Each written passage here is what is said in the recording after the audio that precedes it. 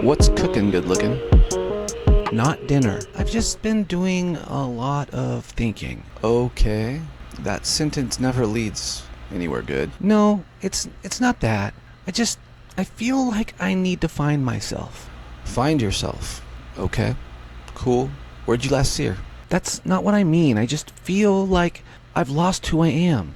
Interesting. Because from over here, you seem pretty intact. Physically, emotionally. I mean, we can talk. I just don't feel aligned anymore. Aligned with what exactly? The stars? Your chakra? Mercury? I'm just really not ready for a relationship right now. Right. You weren't ready yesterday either. Because yesterday we were talking about vacation plans. That was different. I really have grown up since then. In the last 12 hours? I just need some space. Wait, from me? Or from the version of yourself that has to communicate feelings? That's not fair. I know, but neither is breaking up with someone and calling it self-care. I just feel like being alone will help me heal. Heal what exactly, though? I don't know yet.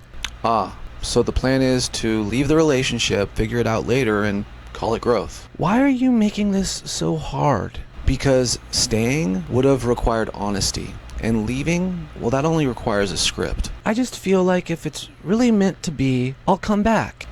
That's funny, because relationships don't usually survive when you put them on layaway. I just really think that this is what's best for me. Maybe, but just so we're clear, finding yourself doesn't usually happen the moment someone asks you to show up. So, what are you saying? I'm saying that sometimes people don't leave to grow. They leave because staying would have meant being seen.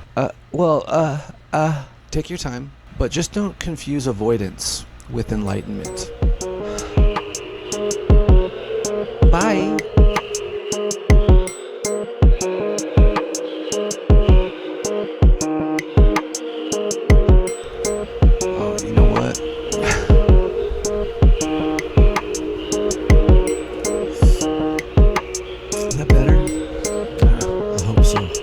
Onward we go, right? There are a few phrases heard an awful lot today in modern dating.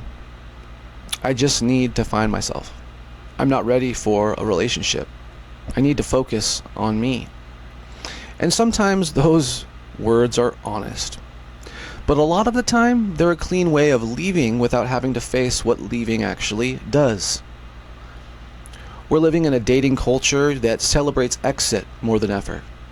If something feels uncomfortable, we call it misalignment. If it requires work, we call it settling. If it scares us, we call it not meant to be. And finding yourself has become the most socially acceptable reason to walk away from another human being. Not because you're cruel, but because it sounds healthy. Here's the part no one really wants to talk about. You don't actually find yourself in isolation. You discover who you are in a relationship, in friction, in responsibility, in staying long enough to be seen. Most of what people say they need to find, patience, communication, emotional awareness, regulation, those things don't develop alone. They develop with someone. When people leave relationships under the banner of self-discovery, they often don't realize the damage it creates. Not just for the person left behind, but for themselves. Because avoiding relational discomfort doesn't create clarity. It creates a pattern. New connection, chemistry, depth, fear, exit. Over and over again. Now, I've been on both sides of this equation. I've stayed when it was hard. And I've watched people walk away not because love was gone, but because facing themselves felt heavier than leaving. And what I've learned is this. Most people aren't afraid of commitment. They're afraid of what commitment reveals about them.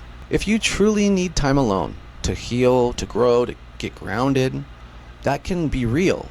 But if finding yourself only happens the moment someone gets close, that's not self-discovery. That's avoidance with good branding. Modern dating has really taught us how to protect ourselves. It hasn't taught us how to be responsible with other people's hearts. And the question isn't whether you should choose yourself. It's whether you're using self-choice as a way to avoid being known.